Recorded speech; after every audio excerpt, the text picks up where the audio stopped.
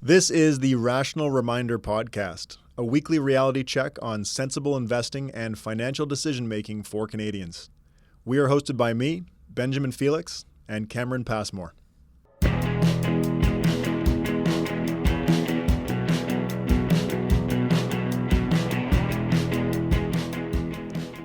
Welcome to the Rational Reminder. This is our 13th episode, and this week is just Cameron and I. We do have some great conversations with guests lined up for October and November.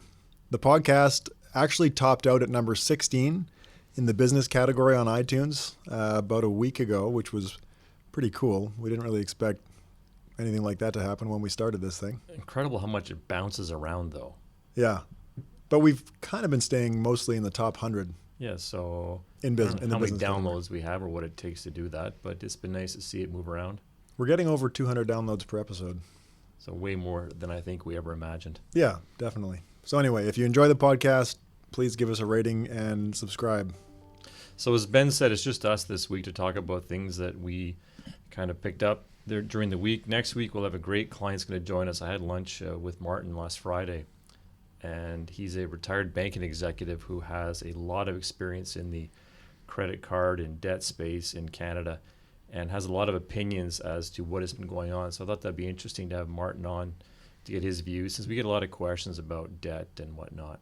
So he's going to talk about how people are using debt in Canada kind of thing? How they're using it, what he sees as trends. That he's written a couple of white papers, so he sees some trends that he wanted to discuss with us. And he's also made some personal decisions about retiring, kind of like what Doug was talking about a couple of weeks ago. So I think it'll be a really interesting discussion with a guy who's got a ton of very high level experience in financial services. That's going to be a great conversation. And also next week, you and I are off to Chicago for the annual DFA Advanced Conference, which is an annual event. As I said, every October we head south to their annual conference. This year's in Chicago, which is home to the Booth School of Business at University of Chicago. So we're going to see Eugene Fama live and in person. So he's certainly the big draw.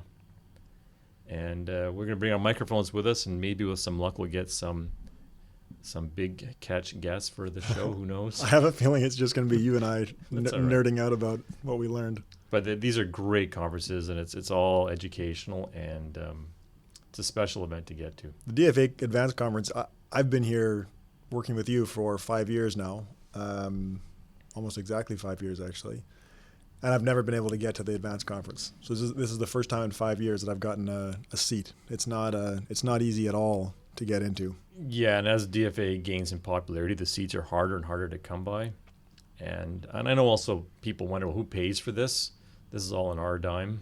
Yeah, I had the question recently because we talk about DFA so much. Somebody asked me if we have a financial relationship with them. Like, obviously, a lot of wealth managers would be getting paid by a mutual fund company to use their products. And the answer to the question is that we do not have any financial relationship at all with DFA. They don't pay us a cent. Correct. For anything. And when we go to their conferences, like the advanced conference, like you said, we pay our own travel. We pay for our own hotel. That's right. They might give us a lunch. Do we get a lunch? We get a lunch. So I guess they're paying us a bit. Yeah. So it's October 1st today. And many people, as soon as you say October, in my experience, a lot of people remember the crash of 1987. I know where I was, unless you know where you were on the day of the crash in 1987. I was born 2 months later. So I remember I was sitting in French class at Miguel in Montreal when it was crashing. And, of course, there's no smartphones, so I actually don't remember how we found out, but it was in the middle of class we found out. So I had one of my wealthy friends at Miguel was so worried about his stock portfolio. I didn't really even know what he was worried about. I didn't grow up owning any stocks. But Barry Ritholtz, who we mention often on this podcast, put out a chart this morning on his daily email blast showing that actually, on average, October has not been so bad, with the average monthly return for the past 20 years of almost 2.5%. This is for U.S. stocks? For U.S. stocks. This is actually the Dow Index. Okay. And then for the past 50 years, the average monthly return for October has been 0.84%. And for the last 100 years, the average monthly return has been 0.4%. So even though you may be grounded in remembering that October 87 crash, the data doesn't necessarily suggest that it's that bad a month. October is not a bad month in general. No. That's interesting. Our Common Sense Investing YouTube series, the video we posted last week was on permanent life insurance, and it sparked a lot of good conversation in the comments section on YouTube. So I say in the video that term life insurance is probably the most sensible insurance option for most people that have an insurance need. And in the comments, someone shared a stat for Americans. So this is not a Canada-specific stat, but presumably the data is somewhat similar. But it showed that 80% of Americans who buy whole life insurance end up canceling the policy before they die. It's a staggering number. I couldn't believe it either. Couldn't believe it. But it was supported by what appeared to be good data. I didn't dig too deep into it, but anyway. And that's a huge number, obviously, 80%. So 20% keep it until they die. The problem with that is that there are a ton of upfront costs when you're buying permanent life insurance, like whole life insurance. So if you end up taking your money out early, typically you're going to lose. You're going to lose money, right? Like it takes a while, maybe 10 years or more before you can actually cancel the policy and get your money back. But how much of the long-term benefit do you think comes from the fact that so many people do cancel early? Like, is this not an argument to, if you have one or even to consider one, because so much of your total return must come from that forfeiture benefit? Only if you're in a participating policy. Right. If you're in a regular whole life, you're going to get a guaranteed return. If you're in participating whole life, then we know how the experience of the insurance company affects the participating dividends. So you're right. If the insurance company sets premiums to reflect a certain cancellation rate and more people end up canceling, then the participating policyholders would get bigger dividends. But it's a weird asset class, participating whole life insurance, that we're not generally a fan of. Anyway, somebody else in the comment section actually took the side of defending whole life, and their explanation is an explanation that you can't argue with. Right. But they basically said that they've got a paid up 20-year pay, so they'll pay for their policy for 20 years, and then it's in force until they die, no matter when that is.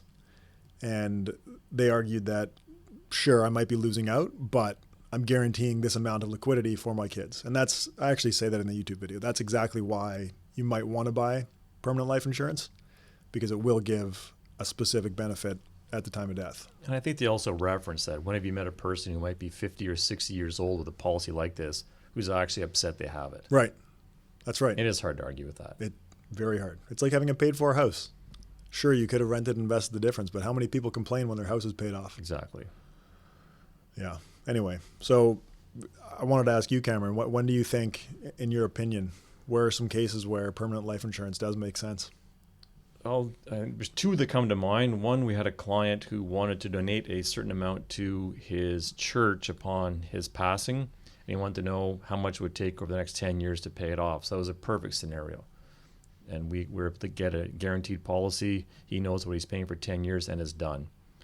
And another situation we did, probably one of the best ones we ever did, was someone who had multi-generational wealth inside their company. So these are retained earnings of an active business inside their company, and way more money than they would ever need. So we put in a permanent policy inside the corporation. The corporation owns the policy. It's using personal tax dollars to put into the policy. And when they do pass away, the money will be able to flow largely through the capital dividend accounts. There's some tax advantages to that, where the next generation will be able to extract those funds from the company and pay a much lower rate of tax. So that worked out beautifully. There's no way they'll ever need those funds. And they didn't want to give up the funds just yet to the next generation. So it was a great strategy in that case. And they would have to live the internal rate of return, even excluding, I'm doing this from memory, but even excluding any tax benefits, the internal rate of return into their 90s was 2 to 3% per year. Right. Internal rate of return. And when we gave that data to them, they said, well, there's no way we're going to live that long. I said, well, the insurance company looks at many people like you, and this is what their assessment is. So let's hope you do. And they said, if we do live that long, we'll be thrilled. Right? It's not about the math, of course, right. At that point. So that's interesting. 2 to 3%. So that's kind of what we've talked about in the past, is that when you're looking at that specific play where you're using money that you're never going to need, and the argument for the holding company and for a high net worth individual are somewhat similar, because in both cases there are tax advantages. Obviously, investment income in a corporation is taxed at close to the highest marginal personal rate. And then if you're at the highest marginal personal tax bracket, any personal investments are taxed at the highest marginal rate. When you dump money into an insurance policy, it grows without being taxed, Right. which is pretty attractive when you have a high income. But like the 2 to 3%, even with the tax benefits, I don't think that you could argue that a permanent insurance policy will outpace a 100% equity portfolio. But insurance can maybe be part of your fixed income allocation if it's money that you're never going to need. That's exactly the rules that I've been using. Yeah. And then the accountant suggested that the tax savings on the other side are roughly 30 to 35%. So that internal rate of return I quoted is before we even consider that. Right. Yeah. It's an interesting play in very specific cases. Yeah. But in general, like most people listening, you probably don't have a need for permanent insurance. Yeah. You want to talk about housing? Yeah. There was a lot of headlines about that last week. A lot of headlines, and I had a lot of conversations with people. So it's clear that housing is on the minds of a lot of people. So RBC had a report out last week saying that their housing affordability measure has not been as bad as it is now since 1990. The ownership cost to carry a home right now would have taken up 54% of a typical household's income. Crazy. It's a staggering number. That's the Canadian average, correct? That's right. In Vancouver, it would take 88.4% of income. Ottawa's looking pretty good, 38.6%. And Toronto, where I was last week, is 75.9%. Does this mean it's a good time to buy in Ottawa? Well, this is a question you get, right? What should someone do? All I know is the discussion with people there said if they came to Ottawa with the kind of budget they need to have in Toronto, they'd be able to buy just a phenomenal property. Yeah, it's very interesting how all of the economics work on that stuff. So that data you were just citing was from an RBC report. UBS also had a report out last week talking about housing bubbles around the world. And in the top 5, there were 2 Canadian cities, Toronto and Vancouver, in terms of being at risk for a housing bubble. In front of them were Hong Kong and Munich. And in their report, UBS they actually did a really balanced job of describing a bubble, which, of course, if you believe in an efficient market, you don't believe that a bubble can exist. But they kind of work that into their definition. So they say, or at least it's only visible in hindsight. Well, that's why I say this UBS report was so balanced. So they say price bubbles are a regularly recurring phenomenon in property markets. The term bubble refers to a substantial and sustained mispricing of an asset, the existence of which cannot be proved unless it bursts. So there's that statement right there.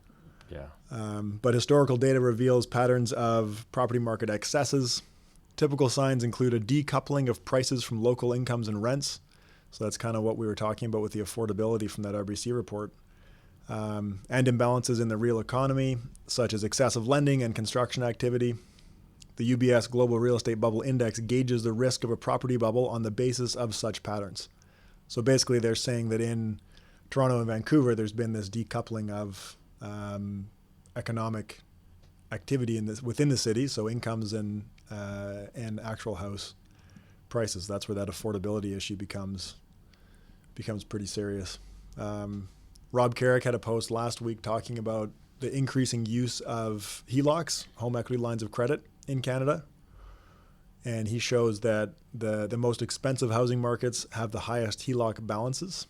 And he kind of suggests that people might be using HELOCs as a crutch to get by in those more expensive markets. And this is the exact kind of question we should cover off next week with Martin. Yeah. This is right in its wheelhouse. Yeah, that'll be great to talk about with him.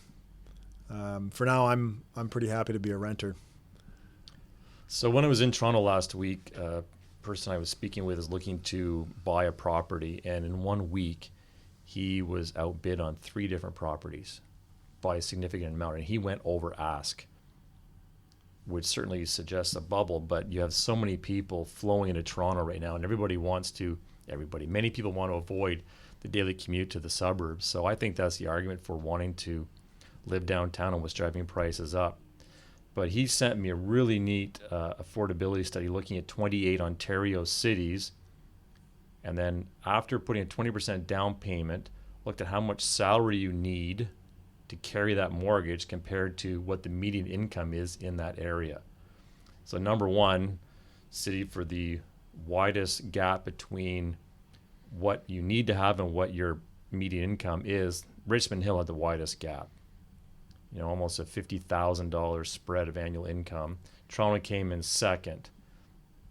Most of the cities that were at the high end of the unaffordability index were in the Toronto area. And the gaps are huge between what you would need to afford to buy and the actual average income. I don't really know what that says about, well, I guess that's kind of what the UBS report was talking about in terms of bubbles. That's a decoupling of prices with actual incomes. But look at the difference. Like Toronto, $785,000 average price for sales in July or August. It's current data. Ottawa came in 26 out of 28 with $433,000 average price. That was the average sale amount.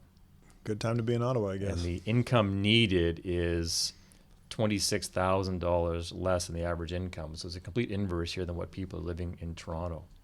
Yeah. But I tell you, Toronto's booming. It's unbelievable.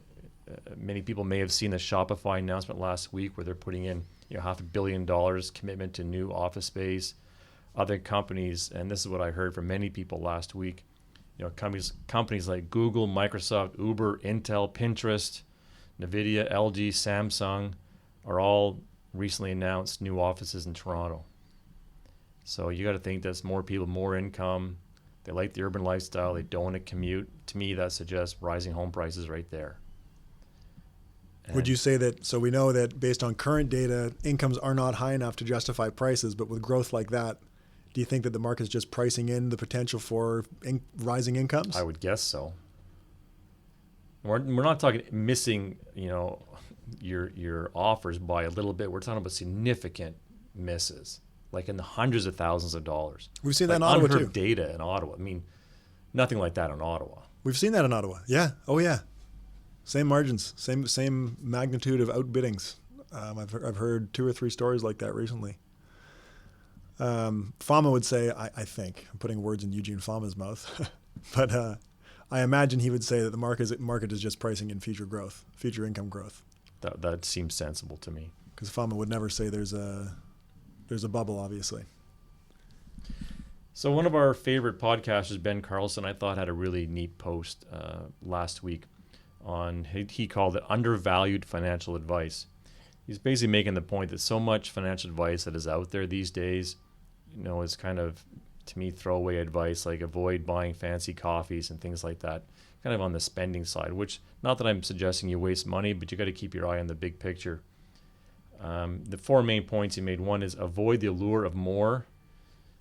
And we see that as people's income increases, you often get inflation creepage in their spending kind of keeps up with their income. And we're coaching more and more people now to figure out what sort of lifestyle you're happy in and try to stay there where you can. So at least you lag your increase in income and try to save more. We've had a lot of people say when they've had a major liquidity event, they've specifically said to us, basically keep us in check. Make sure we don't start getting out of hand with spending, because it's easy to do when the cash is there.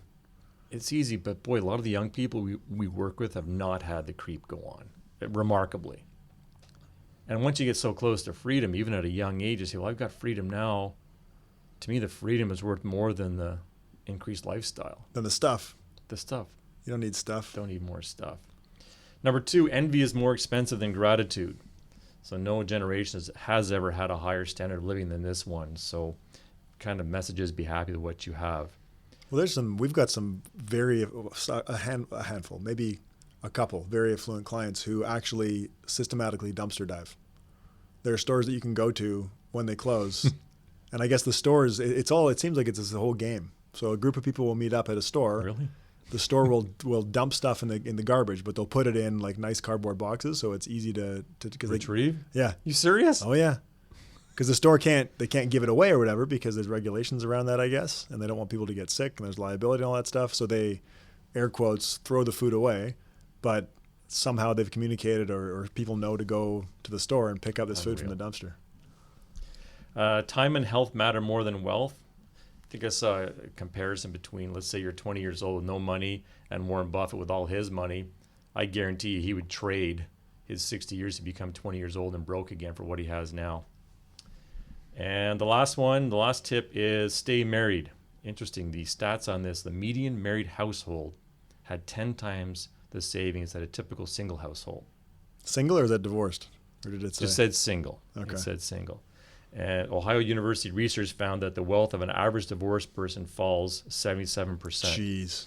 Yeah, because of the few years leading up to the divorce and the subsequent years often cause financial strain.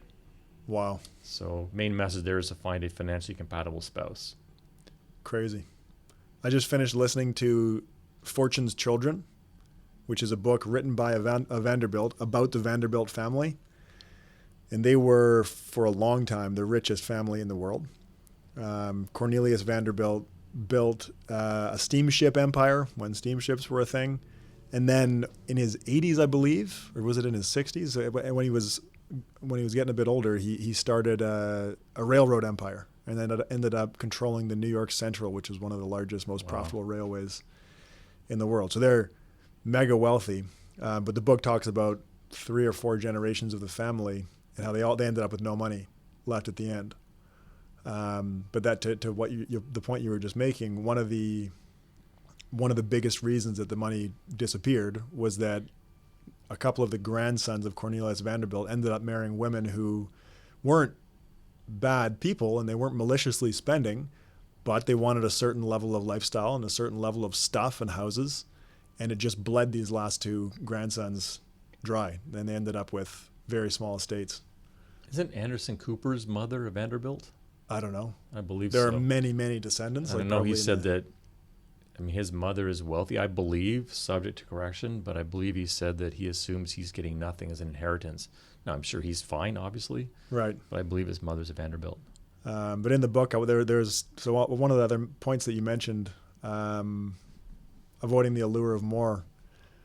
There was a quote in that book, in Fortune's Children, that really stuck out to me on that. And it's from William H. Vanderbilt, who is the oldest son of Cornelius Vanderbilt. So he inherited all of the majority of his father's wealth. I think it was like $100 million that he inherited. And he actually doubled that, but before he died. But anyway, so William H. Vanderbilt was the richest man in the world by far. And he made this comment to a friend about his neighbor. He said, "He isn't worth 1/100th part as much as I am, but he has more of the real pleasures of life than I have. His house is as comfortable as mine, even if it didn't cost as much. His team of horses, I believe, is about as good as mine. His opera box is next to mine. His health is better than mine, and he will probably outlive me. And he can trust his friends." But it's kind of a theme throughout the book that while these Vanderbilts are so wealthy, they're not happier than anybody else. So that's the Vanderbilt story actually encompasses a lot of the things that you just said, because it does talk about avoiding that allure of more, and then it also talks about marrying a financially compatible spouse. So that's obviously an extreme story with many more zeros than most people deal with, but the themes remain true. I'm just thinking of this now. I was talking to a client last week, and the classic big spend in retirement is, I want to travel more. And then the realization, you know what? We don't. We don't really want to travel more. Yeah, a trip or 2 a year, but nothing too crazy. And they said, we don't enjoy the crowds. We don't enjoy battling airports. We don't want to do the battling trains across Europe. And I'm not suggesting that's not fun. This was their opinion. They're just going to be happier in a lower cost retirement. So you actually, I think many people kind of paint this picture of what they think they should have in retirement. But when you actually think about what you want to do, it may not be as expensive as you think. That's very interesting. I don't know what I would want to do. What would you want to do? Well, this sounds weird, but I love what I do. I just want to live closer to work so I can walk to work like you. I don't really want to stop doing this. I mean, a little bit of travel, but I'm not crazy about travel. But you have to have something to accomplish. You have to have some mission to be on. I couldn't imagine just a classic retirement. Yeah, I couldn't either. Maybe one day, but certainly not yet. It wouldn't be a podcast if we don't talk about active versus passive fund managers, of course. So you dug up a study that came out, I think it was in the Wall Street Journal, talking about U.S. active fund managers and how this really wasn't a stock picker's year after all. So you would think that based on, Trump and political uncertainty and PE ratios and whatnot, that this would be a year to shine for the stock pickers, which we always hear is going to be the year of. And I don't think it was so much this year. Over the trailing 12 months, only 36% of active funds in the U.S. beat their benchmark index.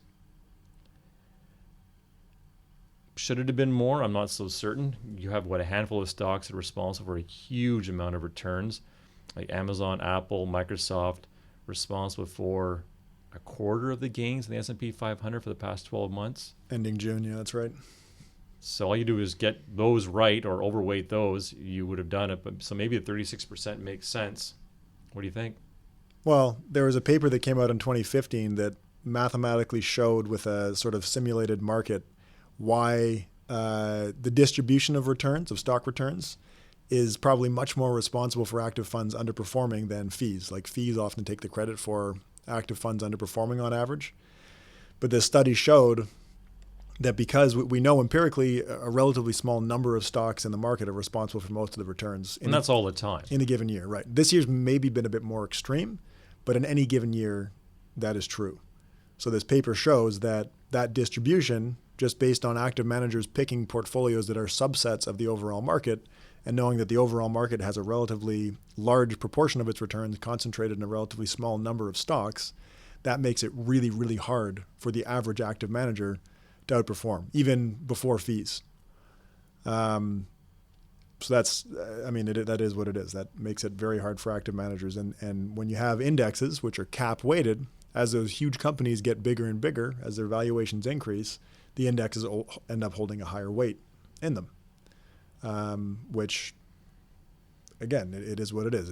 If you get lucky and there's a run up and you end up owning more of a stock that's doing well and it continues to do well, then your returns will be good. Now, this has interesting implications for us in the way that we manage our clients' portfolios, where we're obviously not active managers. Like, we're not picking stocks by any means, but our portfolios are different from the market, and that does show up in returns. So we obviously expect the return difference between a value and small tilted portfolio to be positive over the long term.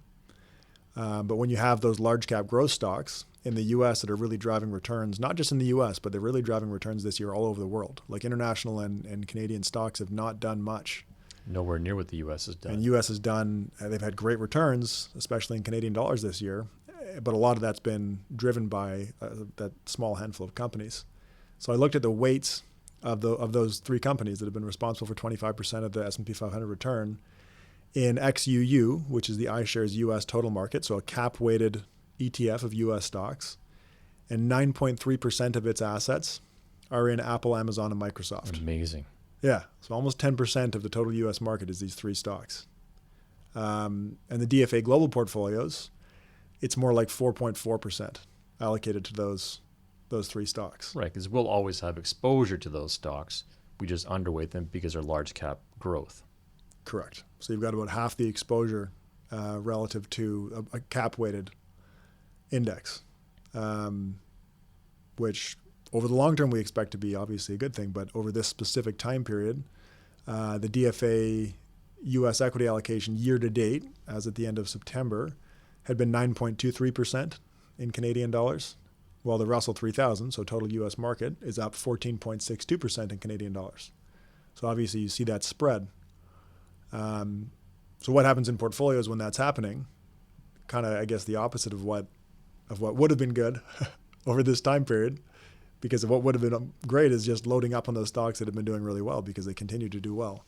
But the reality is that in portfolios, they're being rebalanced back into those value stocks that have been underperforming. So you're selling the large cap growth stocks that are high, doing well, and you're going and buying at the other extreme, small cap value, so the beaten up small companies. Exactly. So rebalancing into the pain. That happens all the time. Yeah. Around the world inside the portfolios. And that's what any index portfolio should be doing the same thing. Like any index investor this year will probably be like a couch potato investor, for example. Well, couch potato is 3 ETFs now. A regular ETF investor with multiple ETFs for different allocations would be selling off some U.S. stocks to buy international and Canadian, which have been either flat or negative. And emerging markets for sure. Yeah. Speaking of Amazon, did you see the new Amazon four-star store in Soho? It's crazy. Such a cool idea. Cool idea. Live pricing, I understand it, based on demand. Such a cool idea. And reviews. The reviews show up live on these little screens. Very cool. Well, we got to tell people what it is. It's a store that is only selling products with a 4-star or higher rating on Amazon. Yeah, a physical store for Amazon. It's very cool. Very cool. Been reading. Had a good weekend of reading. I think I mentioned to you my leaf blower, my grass trimmer, and my lawnmower all died at the same time. So I said, fine, I guess I'm not destined to do yard work. So I went inside and read for most of the afternoon yesterday, which was great. So one of the books I actually finished off, I don't know if you read it or not, but your sister Tessa recommended it, is called The 4 Agreements by Don Miguel Ruiz. Have you read it? No, Tessa told me about it, but I've never read it. I'm sure many listeners have heard of it or even read it, but it's a really great read, simple read. Comes out with the 4 agreements you have to have with yourself. Be impeccable with your word, things like avoid gossip and empty promises, say what you mean, and realize that by saying things that may not be nice can cause problems. Number 2, don't take anything personally. People's behavior is a reflection on them, not on you, and opinions are very subjective, and everybody has biases, so don't take it personally. Number 3, don't make assumptions. So the point they're making is that there can be much stress caused by making assumptions about something or someone without actually checking with the other person. And lastly, always do your best, and then you have no regrets in life. I realize these are simple, straightforward points, but the book is really well done. It's a quick read, so highly recommend it. A lot of life lessons today from the Ben Carlson post and that book. Well, it's all about, that's what we're all about, right? Life lessons. All right. What have you been reading lately? Well, I just finished listening to that Vanderbilt book. I've got I mentioned last week the Charles Duhigg book. I believe it's called Smarter, Better, Faster, Smarter, something like that, about productivity. So I'll pick that one back up now that I'm done the Vanderbilt book. The Vanderbilt book was cool.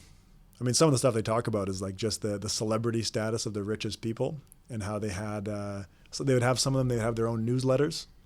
And you think it's exactly the same as having a Facebook feed or an Instagram feed or whatever. People would write, like famous rich people would write newsletters about what's going on in their lives. It's like, man, the world hasn't really changed that much. Wow. We just have better technology. Yeah, my next one I'm on now is Mindset, which was mentioned in the Shane Parrish podcast a couple of weeks ago with Toby. So that'll be, it's a very, very good read. So I'm about a third of the way through. Oh, that would be good. I might have to pick that up after you. Anything else? That's it. Talk to you next week from Chicago. All right. Talk to you later.